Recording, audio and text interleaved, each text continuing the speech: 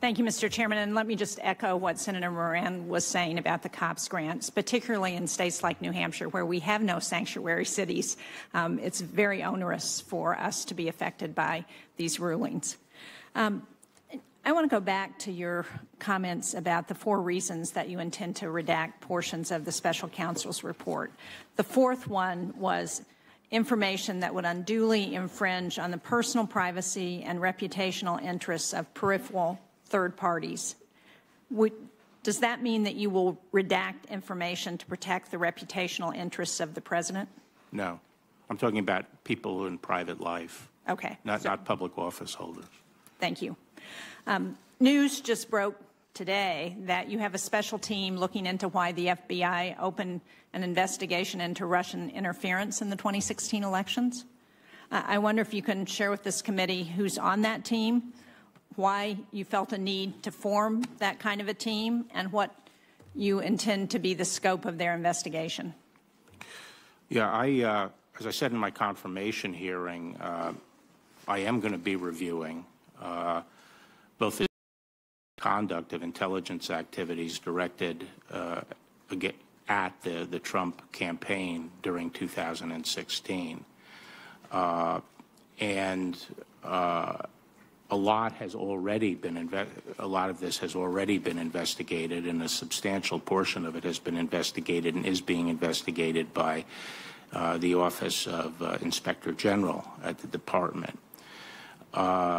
But one of the things I want to do is pull together all the information from the various investigations that have gone on, including on the Hill and in the Department, and see if there are any remaining questions to be addressed. And can you share with us why you feel a need to do that? Well, for the same reason we're worried about foreign influence in elections. We want to make sure that during an election, I think spying on a political campaign is a big deal. It's a big deal. Generation I grew up in, which was the Vietnam War period, people were all concerned about spying on anti-war people and so forth by the government. And there were a lot of rules put in place to make sure that there's an adequate basis before our law enforcement agencies get involved in political surveillance. I'm not suggesting that those rules were violated, but I think it's important to look at that. And I'm not talking about the FBI necessarily, but intelligence agencies more broadly. So you're not suggesting, though, that spying occurred? I don't. I guess you could. I think spying did occur. Yes, I think spying did occur. Well, let me. The question is adequately predicated, and I'm not suggesting it wasn't adequately predicated, but I need to explore that. I think it's my obligation. Congress is usually very concerned about intelligence agencies and law enforcement agencies staying in their proper lane, and I want to make sure that happened. We have a lot of rules about that, and I want to say that I've said I'm reviewing this. I haven't set up a team yet, but I have in mind having some colleagues help me pull all this information together and let me know whether there's some areas that should be looked at. And I also want to make clear this is not launching an investigation of the FBI.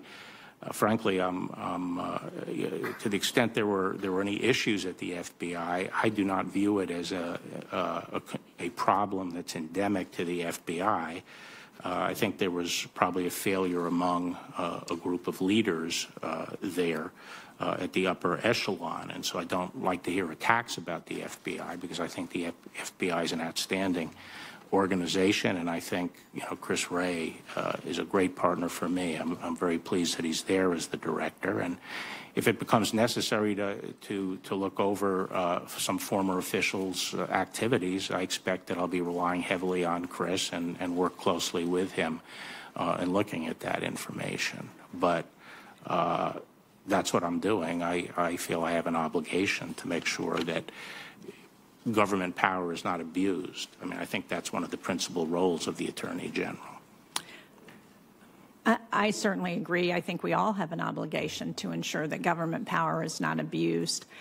The question I have is what happens when the executive is potentially playing that role, and that's where it doesn't seem to me there has been adequate oversight. Thank you, Mr. Chairman.